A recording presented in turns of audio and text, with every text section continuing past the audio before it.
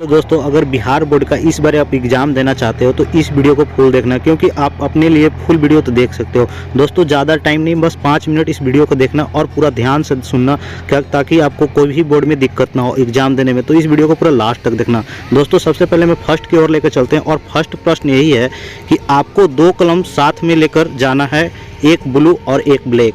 कोशिश करें कि पुराने कलम लेकर जाएं जो अच्छा से चल रहा हो। दोस्तों, आप पुराना कलम ही लेकर जाएं, क्योंकि पुराना कलम लेकर जाने से अच्छा रहता है, क्योंकि पुराने कलम से ज़्यादा बेस्ट रहेगा। क्योंकि दोस्तों, अगर नया लेकर जाओगे तो नया में थोड़ा सा प्रॉब्लम होता है, इस चलते पुराना ही कलम लेकर जाएं। चलिए अब सेकंड की ओर लेकर चलते हैं और सेकंड में बताते हैं कि सेकंड क्या है, और पूरा वीडियो को लास्ट तक आप लोग जरूर देखिएगा। दोस्तों, दूसरा है कि सबसे पहले जहाँ आपको बैठने का स्थान और उस जगह को अच्छी तरह से देख ले। दोस्तों, बेंच को अच्छी तरह से देख ले कि कहीं बेंच या सब में कोई चीट पुर्जा तो पहले से रखा हुआ नहीं है, नहीं तो दोस्तों आपको दिक्कत हो सकती है। दोस्तों, मैं बता दूं कि बहुत सारे ऐसे एग्जाम होते हैं जिसमें पहले से लोग बैठकर दे हुए रहते हैं एग्जाम, और उसमें चीट पुर्जा कहीं बेंच में इधर उधर घुसा देते हैं। तो आपको उस जगह को ध्यानपूर्वक देख लेना है चारों तरफ। जैसे ही आप एंट्री कीजिएगा उसको ध्यानपूर्वक पहले सबसे पहले देख लीजिएगा। जैसे मान लीजिए पहले इंटर का एग्जाम हो रहा है और आप बाद में मैट्रिक का दे रहे हैं, तो वहाँ पर भी लोग रख देते हैं। तो पहले सबसे पहले आपको ध्यानपूर्वक सारे जगहों को देख लेना है और देखकर ही अच्छी तरह से बैठना है। तो चलिए अब मैं तीसरे सवाल पे चलता हूँ कि तीसरा क्या है। तो तीसरा को भी सुन लीजिए। तीसरा है कि कॉपी मिलने के बाद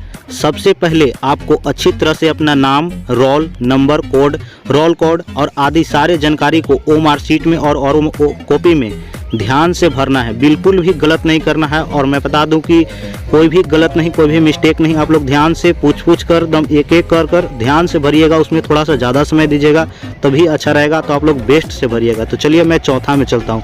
तो चौथा है कि क्वेश्चन मिलने के बाद सबसे पहले पूरे प्रश्न को एक बार ध्यान से देख लेना है और ध्यान से पढ़ लेना है।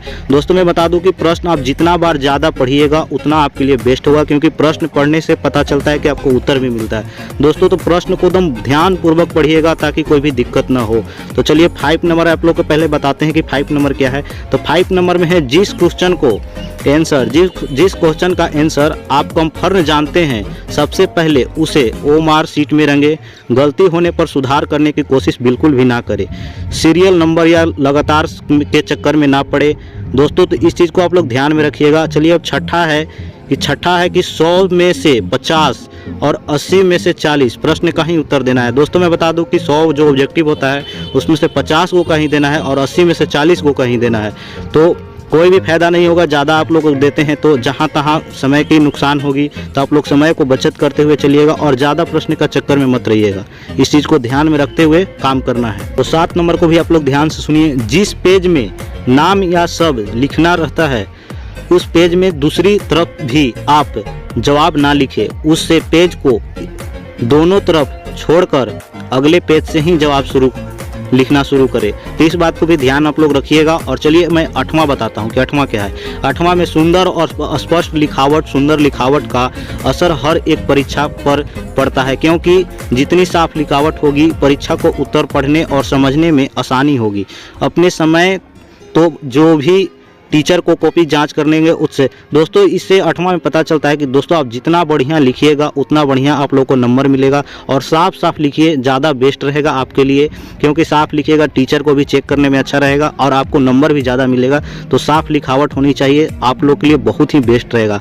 चलिए अब 9वां की ओर लेकर चलते हैं कि 9वां क्या है। 9 नंबर है कि हमेशा 2 प्रश्नों के बीच में 1 या 2 लाइन जरूर छोड़े, ताकि कॉपी जाँचने वाले को अच्छी तरह से समझ में आ जाए कौन सा प्रश्न कहाँ पर है समाप्त हो रहा है और कौन सा प्रश्न कहाँ से शुरू हो रहा है। दोस्तों, कहने का मतलब ये है कि कॉपी लिख रहे हैं आप, कोई भी प्रश्न का उत्तर दे रहे हैं तो उत्तर देने के बाद 1-2 लाइन जरूर छोड़े, क्योंकि उससे पता चलता है कि कौन सा प्रश्न कहाँ से शुरू हो रहा है, कहाँ पे अंत हो रहा है। तो इस बात को भी आप लोग को ध्यान में रखकर चलना है।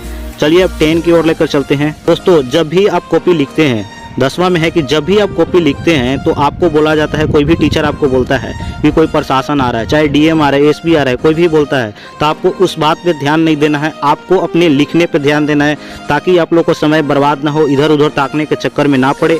आप लोग को सिर्फ कॉपी पे ही ध्यान देना है और कॉपी पे ही लिखना है। तो आप लोग ज़्यादा से ज़्यादा टाइम अपने कॉपी पर ही दें। अब चलिए मैं 11 नंबर की ओर चलते हैं और 11 नंबर पर बात करते हैं। दोस्तों, 11 नंबर में जैसे ही आप मान लीजिए कोई भी प्रश्न का उत्तर देते हैं तो उत्तर देते हैं तो 2 पेन का यूज करने के लिए आप लोग को बोर्ड में बताया गया है कि ब्लैक और ब्लू को यूज कर सकते हैं। तो दोस्तों एक प्रश्न में जैसे ही प्रश्न लिखते हैं उसमें एक ब्लू से लिख दे और उत्तर दे रहे हैं तो ब्लैक से लिख दे, या आप ब्लू को उधर कर दे या ब्लैक को इधर कर दे। तो इससे आप लोग को ज़्यादा बेस्ट रहेगा, ताकि कॉपी जाँच करने वाले को भी प्रश्न पता चल सकता है कि प्रश्न क्या लिखा हुआ है, उत्तर क्या लिखा हुआ है। तो इस चीज़ को भी बात को ध्यान में रखिएगा। और चलिए मैं 12 नंबर की ओर बात करते हैं। तो दोस्तों 12 नंबर है कि ज़्यादा लंबा चौड़ा आंसर देने की कोशिश ना करें। जितना शब्दों में पूछ रहा है उतना में ही लिखें, जिससे आपको समय की बहुत ही बचत होगी। दोस्तों कहने का मतलब ये है कि समय जैसे मान लीजिए बोला जाता है कि 2 शब्द में या 4 शब्द में लिखे, तो उतना में ही लिखें, ताकि आप लोग को भी समय का बचत होगा और ज़्यादा प्रश्न का आप उत्तर दे पाएंगे। तो कम समय में ज़्यादा प्रश्न का उत्तर देने का कोशिश करें, ताकि आप लोग को बहुत ही बेस्ट रहेगा, ताकि अच्छे से अच्छे नंबर ला सके आप लोग, तो बहुत ही बढ़िया रहेगा। तो चलिए मैं 13 नंबर की ओर बात करते हैं। दोस्तों 13 नंबर है कि और अंत में कॉपी जमा करने के पहले पूरे कॉपी को एक बार 5 मिनट समय देकर अच्छी तरह से जांच कर ले। दोस्तों कॉपी पूरा अगर आप लिख लेते हैं तो उसके बाद आप लोगों को कॉपी अच्छे से जांच कर लेना है कि कहीं कुछ छूट तो नहीं गया है, और खासकर अपना नाम, रोल कोड, रोल नंबर ये सब जरूर चेक कर लें, ताकि आप लोगों को कहीं कोई दिक्कत तो नहीं है। इस चीज़ को ध्यान में रखकर जरूर चेक करें। तो आशा करते हैं कि ये वीडियो आप लोग को बहुत ही अच्छा लगा होगा, बहुत ही बेस्ट तरीके से मैंने आप लोग को समझाने का कोशिश किया होगा। तो एक कॉमेंट करके जरूर बताइएगा और इस चैनल को सब्सक्राइब करिएगा, क्योंकि भाई के लिए इतना ही बनता है। तो छोटा सा एक सब्सक्राइब कर दीजिए लाल बटन को दबाकर, और मिलते हैं नेक्स्ट वीडियो में। जय हिंद, जय भारत। आज के लिए इतने ही।